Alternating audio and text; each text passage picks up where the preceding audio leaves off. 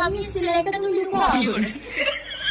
তুমি আমি আর আমার স্বামী মনে করেছি এসো ভিতরে এসো।